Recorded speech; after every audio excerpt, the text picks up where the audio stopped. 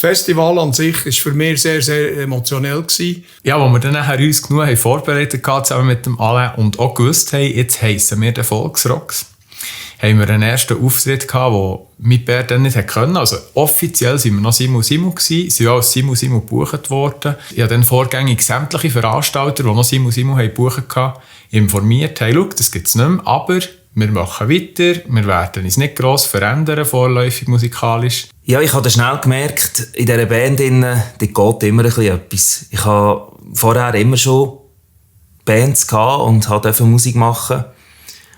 Aber es war immer so ein bisschen das Problem, dass man viel im Probekeller versaut ist. Man war viel am Proben und hat sehr wenig Aufträge gespielt. Und bei Simu oder eben bei Volksrocks habe ich dann gemerkt, dass dort etwas geht. Da ist immer Action drin, da passiert immer etwas. Und dann ist eben das Simu Festival gekommen.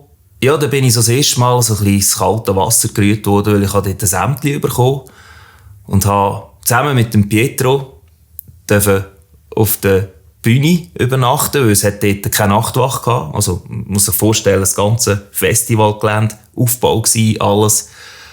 Und wir mussten dort Nachtwache schieben. Auf der Bühne oben haben wir dort übernachtet, mit so einem Maträtzchen. Das war eine grosse Fuhr, immer über 3 Tage, hier in unserer Heimat, in Kilberg.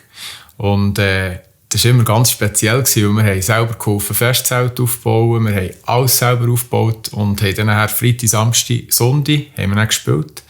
Und dort haben wir 2014 dann Simu wie verabschiedet und Volksrocks gegründet. Also wir haben den Leuten dann offiziell bekannt gegeben, so wird es heissen zukünftig. Im letzten Festival habe ich dann für mich auch gecuttet und bin dann fahren.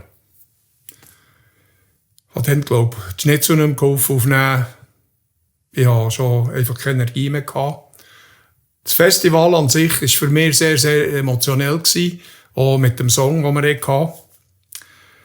Wo der Junior für uns oder für mich geschrieben hat. Hure geil. Es war geil gewesen, aber eine Erlösung, dass ich das jetzt nicht mehr muss. Ich muss das nicht mehr. Ich muss nicht mehr. Einfach die 40 Mal spielen im Jahr. Die Freizeit für Programmieren. Man ist nicht mehr frei. Man hat keine Freiheit mehr, nichts mehr. Und das ist für mich so prägend. Jetzt bin ich frei. Ich muss am Samstag nicht mehr.